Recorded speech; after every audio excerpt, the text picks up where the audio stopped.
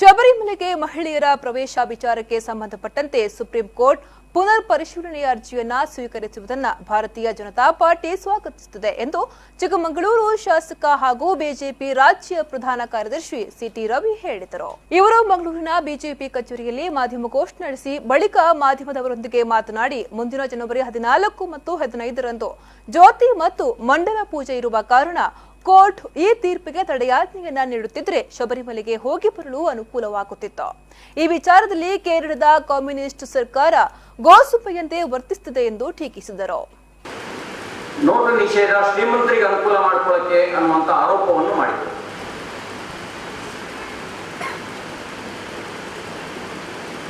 ಭ್ರಷ್ಟರನ್ನ ರಕ್ಷಣೆ ಮಾಡೋದಕ್ಕೆ ನೋಟು ನಿಷೇಧ ಅಂತಕ್ಕಂಥ ಟೀಕೆಯನ್ನು ಕೂಡ ಮಾಡಿದರು.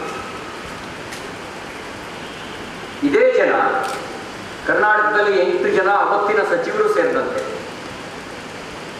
ಟಿ.ಬಿ. ಜಯಚಂದ್ರ ಅವರು ದೊಡ್ಡ ಪ್ರಮಾಣದ ಕಪ್ಪು ಹಣ ಚಲಾವಣೆಯಲ್ಲಿತ್ತು.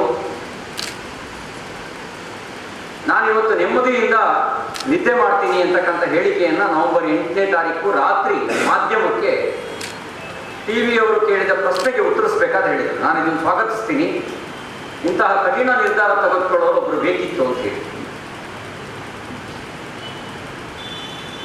ಎಚ್.ಕೆ. ಪಾಟೀಲರು ನಾನು 2006-7ರಲ್ಲೇ ಅವತ್ತಿನ ಹಣಕಾಸು ಖಾತೆ ಸಚಿವರಾದಂಥ ಚಿದಂಬರಂ ಅವರಿಗೆ ನಾನು ಈ ರೀತಿ ನೋಟು ನಿಷೇಧ ಮಾಡೋದ್ರ ಬಗ್ಗೆ ಸಲಹೆ ಕೊಟ್ಟಿದ್ದೆ. ದೊಡ್ಡ ಮೊತ್ತದ